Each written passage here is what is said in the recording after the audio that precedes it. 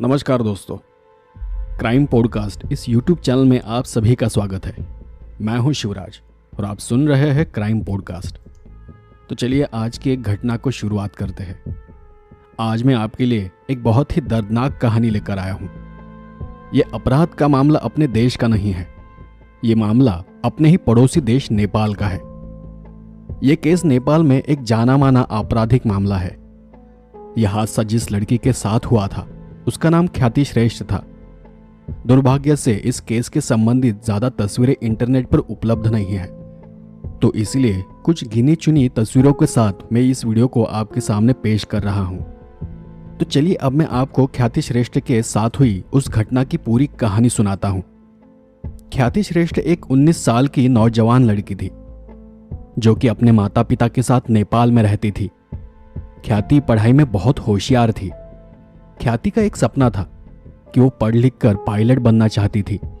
ये उसके लिए बस एक सपना नहीं था, बल्कि इसे पूरा करने के लिए वो दिन रात पढ़ाई भी कर रही थी। उसके माता पिता को भी ख्याति की क्षमता पर पूरा विश्वास था। इसलिए ख्याति की पढ़ाई के लिए वो अपना रहता घर छोड़कर काठमांडू में रहने चले आए थे, जो कि उनके अपने घर से सैकड़ों मील दूर था। वो ख्याति को काठमांडू में एक बेहतर कॉलेज में पढ़ाना चाहते थे, तो ख्याति के माता पिता ने काठमांडू में ही एक अपार्टमेंट किराए पर ले लिया। उन्होंने जिस अपार्टमेंट को किराए पर लिया था उसके मालिक का नाम बीरेन था। वो एक 43 वर्षीय ट्यूटर थे, मतलब वो स्टूडेंट्स को पढ़ाते थे। बीरेन ट्यूटर होने की वजह से ख्याति के परिवार और बीरेन के बीच अच्छे खासे संबंध बन चुके थे। लेकिन ठीक 1 साल बाद बीरेन ने ख्याति के परिवार से अपना घर बेचने की इच्छा जाहिर की।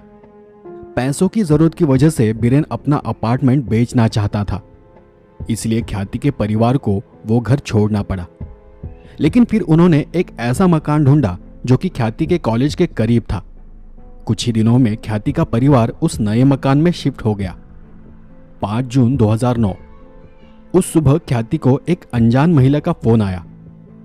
उस महिला ने ख्याति को बताया उसे उनकी संस्था की तरफ से एक पुरस्कार के लिए चुना गया है, जो कि ऐसा था, वॉइस ऑफ वुमन इस मैगजीन की तरफ से उसे सम्मानित किया जाने वाला है, जिसके तहत उसे पुरस्कार के साथ साथ 20,000 रुपए का इनाम भी मिलने वाला है और उसी के साथ उसे पोखरा शहर की मुफ्त यात्रा भी दी जाएगी।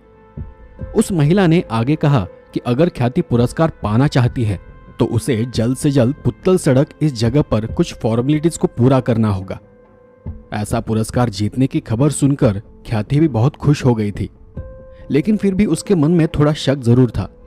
तो ख्याति ने उस फोन के बारे में सबसे पहले अपने माता पिता को बताया। उसके माता पिता ने अपने रिश्तेदार, अपने पड़ोसियों से बात की और उनसे पूछा कि क्या वो ख्याति के साथ पुरस्कार और कुछ फॉर्मेलिटीज पूरी करने के लिए जा सकते हैं, जिसके बाद उनके पड़ोसी ख्याति के साथ जाने के लिए राजी हो गए। अगले ही दिन ख्याति अपने पड़ोसी दोस्त को साथ लेकर उस महिला की बुलाई हुई जगह पर चली गई। वहां उनकी मुलाकात एक नौजवान लड़की से हुई। उस लड़की ने ख्याति को पुरस्कार के बारे में भरोसा दिलाया और उसे यह भी जताया कि उसे पुरस्कार और इनाम की राशि पाने के लिए कानूनी तौर पर कुछ कागजात और फॉर्म भरकर देना होगा, जिसके बाद वो पुरस्कार और वो इनाम उसका हो जाएगा। उस महिला ने ख्याति और उसके दोस्तों को इस कदर भरोसा दिलाया कि उन्हें उस महिला पर जरा भी शक नहीं हुआ। ख्याति के मन में जो शक था वो भी दूर हो गया था और अब वो खुद को सुरक्षित महसूस करने लगी थी। ख्याति के दोस्तों का समाधान होने के बाद वो ख्याति को वहीं छोड़कर बाहर चले गए, जिसके ठीक कुछ देर बाद ही ख्याति के माता पिता ने भी पुरस्कार की बात को सुनिश्चित करने के लिए उसे कॉल किया था और उससे उस पुरस्कार और इनाम के बारे में पूछताछ की। तब ख्याति ने उन्हें बताया कि सब कुछ ठीक है और अब वो एक कमरे में कॉफी पी रही है। कुछ जरूरी कागजी कार्रवाई और फॉर्म्स भरने के बाद वो जल्दी घर वापस आ जाएगी। ख्याति की बात सुनकर उसके माता पिता को भी उस पर भरोसा हो गया। इस फोन कॉल के बाद कुछ घंटे बीत गए, लेकिन अब तक ख्याति घर वापस नहीं आई थी। धीरे धीरे ख्याति के माता पिता की चिंता बढ़ने लगी। उन्होंने फिर से ख्याति को फोन मिलाया, लेकिन इस बार ख्याति ने फोन नहीं उठाया। उन्हें लगा कि ख्याति किसी काम में होगी, इसलिए फिर वो खुद ही ख्याति के फोन के आने का इंतजार करने लगे।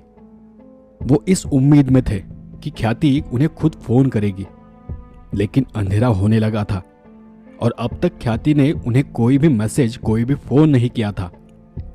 तभी उसके पड़ोसी दोस्त जो ख्याति के साथ इनाम लेने के लिए गए थे, उन्होंने ख्याति के पिताजी को फोन किया और उन्हें बताया कि ख्याति के फोन से उन्हें एक मैसेज मिला है जिसमें लिखा है कि उन्होंने ख्याति को किडनैप कर लिया है और अगर वो उसे जिंदा देखना चाहते हैं तो उन्हें फिरौती के तौर पर 10 लाख रुपए देने होंगे। किडनैपर्स ने आगे ये भी लिखा था कि अगर किसी ने पुलिस से संपर्क करने की कोशिश की तो ख्याति को मार दिया जाएगा। उनकी बात सुनकर ख्याति के माता पिता बहुत डर गए थे। उन्हें ख्याति की जान की फिक्र होने लगी थी, इसलिए उन्होंने पुलिस को इन सब से दूर रखने का निर्णय लिया और वो फिरौती देने के लिए राजी हो गए। ख्याति के माता पिता ने उसकी पढ़ाई के लिए कुछ रकम पहले से जमा कर रखी थी। वो ख्याति को उसकी आगे की पढ़ाई के लिए अमेरिका भेजना चाहते थे और अब न चाहते हुए भी उन्हें वही रकम फिरौती के तौर पर देनी पड़ रही थी। और फिर पहली बार किडनैपर्स ने ख्याति के चचेरे भाई के हाथ फिरौती की रकम भेजने की मांग की। किडनैपर्स ने उन्हें जिस जगह आने को कहा था वो जगह उनके घर से 180 किलोमीटर दूर भारत नेपाल की बॉर्डर के पास थी। उस जगह पर किडनैपर्स ने उन्हें पैसे छोड़कर जाने को कहा था। तो जैसा तय हुआ था, अगले ही दिन ख्याति का चचेरा भाई पूरे पैसे लेकर बताई हुई जगह पर पहुंच गया। लेकिन उस दिन किडनैपर्स की तरफ से कोई भी वहां पैसे लेने आया ही नहीं। ऐसा अगले 2-3 दिनों तक चलता रहा। किडनैपर्स उन्हें हर दिन अलग अलग जगहों पर फिरौती की रकम लेकर आने को कहते थे और बाद में वहां से पैसे लेकर जाने के लिए कोई भी नहीं आता था। आखिरकार किडनैपर्स ने उन्हें एक और जगह का नाम बताया और वहां पर ख्याति की मां को पैसे लेकर आने को कहा। इस बार ख्याति की मां अपने एक दोस्त के साथ कक्कर भिट्टा इस जगह पर पहुंची। उन दोनों ने वहां जाकर एक होटल बुक किया और किडनैपर्स के फोन का इंतजार करते हुए वो वहीं रुक गए। जब ख्याति की मां होटल में ठहरी हुई थी तब उन्होंने एक शख्स को देखा जिसके वहां होने की उन्हें कोई भी उम्मीद नहीं थी और वो शख्स और कोई नहीं था, उनके ही पुराने घर का मालिक और ख्याति का ट्यूटर बीरेन था।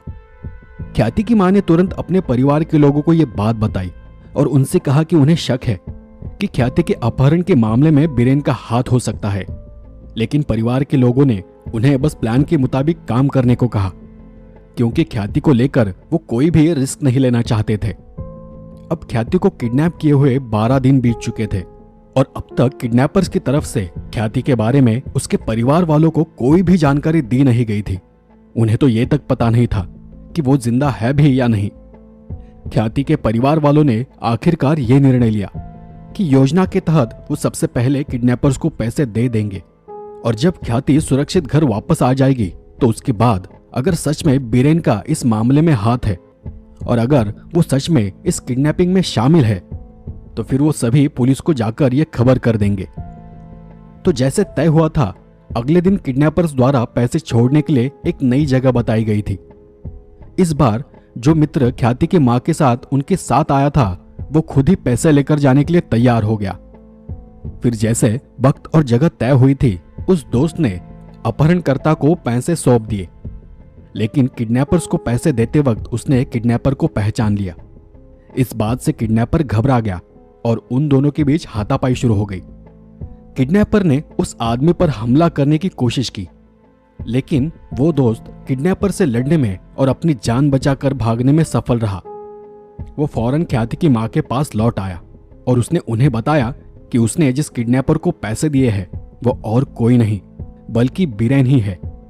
उसकी बात सुनने के बावजूद ख्याति की मां को भरोसा था कि किडनैपर पैसे लेने के बाद ख्याति को सही सलामत छोड़ देंगे, क्योंकि प्लान तो ऐसा ही था कि पैसे मिलने के बाद ख्याति को छोड़ दिया जाएगा।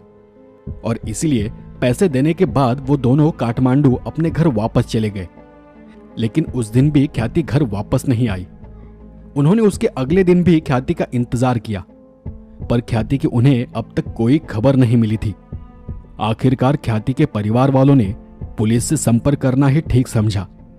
उन्होंने पुलिस को पूरा मामला बयां किया और पुलिस को बताया कि उन्हें इस मामले में अपने पुराने मकान मालिक बीरेन पर शक है, उसी ने ख्याति का अपहरण किया है।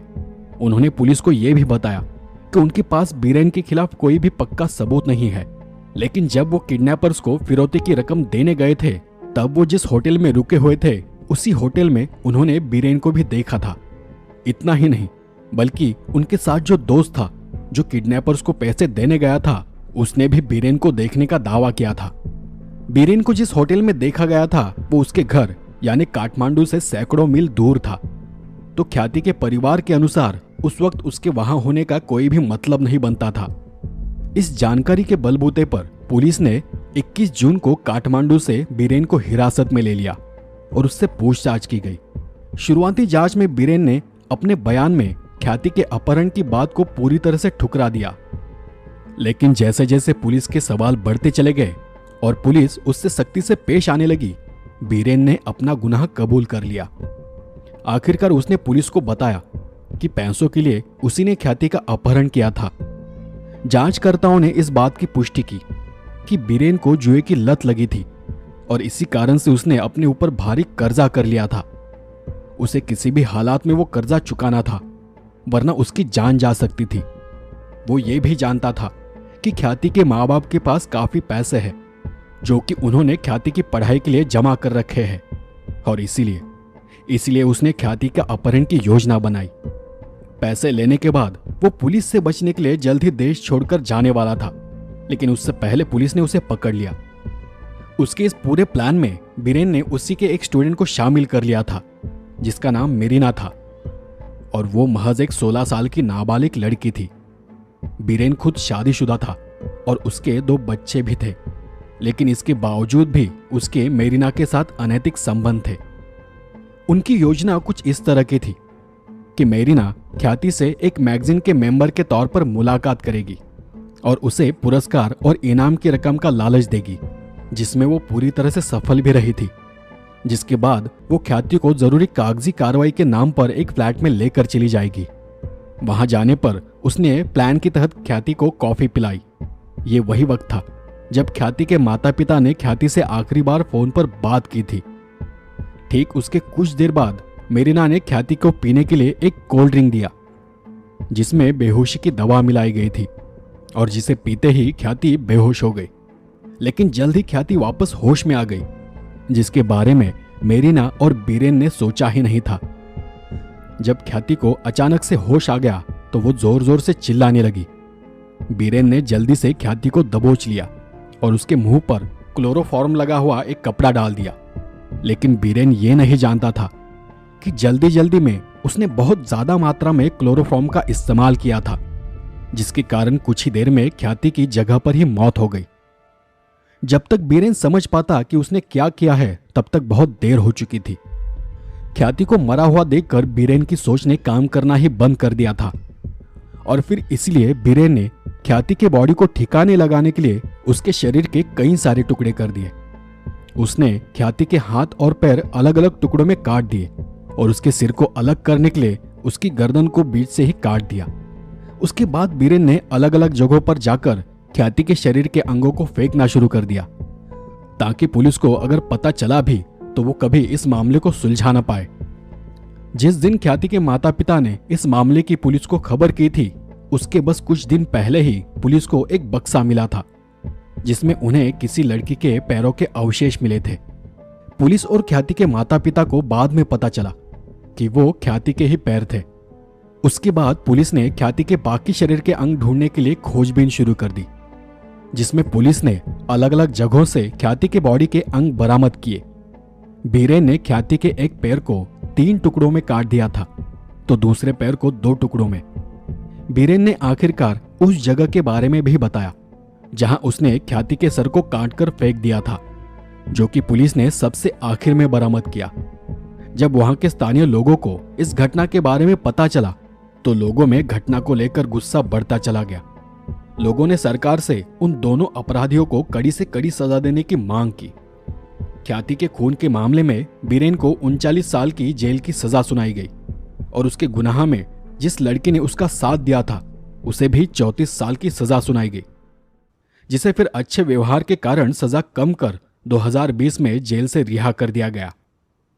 दोस्तों, तो ये थी पूरी घटना। दोस्तों, क्या कहे इस घटना के बारे में।